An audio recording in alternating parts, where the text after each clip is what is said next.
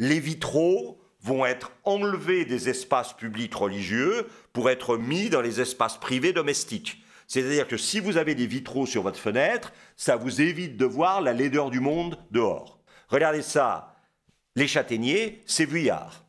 Et vous avez Maurice Denis, bien sûr, avec l'itinéraire de la vie, qui est évidemment à arrière-plan inévitablement religieux, comme toujours chez Maurice Denis, mais qui est un vitrail domestique d'intérieur. Ce n'est pas un vitrail d'église.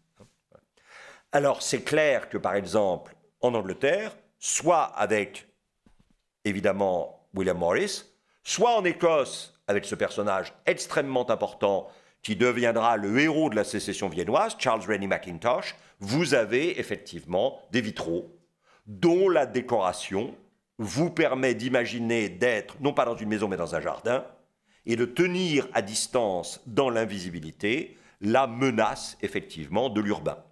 Vous pouvez mettre sur vos murs des tapisseries. Vous vous souvenez de la décoration de Paul-Émile Rançon pour la maison de Byng, hein, ces intarsiers, où vous pouvez utiliser les mêmes motifs, et ça c'est très souvent ce qui correspond aux arts décoratifs. Vous avez un motif que vous allez pouvoir décliner suivant plusieurs types d'objets et de supports. Ici, bien sûr, Paul-Émile Rançon, ici, Aristide Maillol, la baigneuse ou la vague.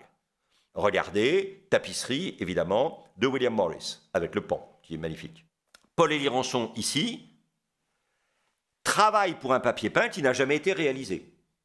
C'est ça le problème, vous voyez, c'est que vous aviez à ce moment-là, effectivement, des gens qui, en regardant le Japon, en regardant ce qui se faisait en Angleterre, ont eu l'intuition d'une autre invention de décor, et cette intuition n'a pas trouvé le relais industriel pour transformer ça en véritablement, effectivement, un produit de consommation. Ça, c'est Paul-Émile Rançon, c'est les fameux canards qui sont au musée de Quimper. Ça, c'est Maurice Denis.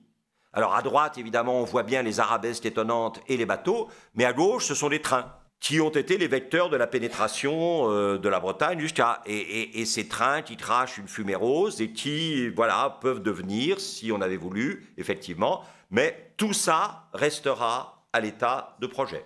La capacité de faire basculer la qualité exceptionnelle du renouvellement du regard en un renouvellement de l'environnement quotidien n'a finalement jamais été véritablement assumée en France.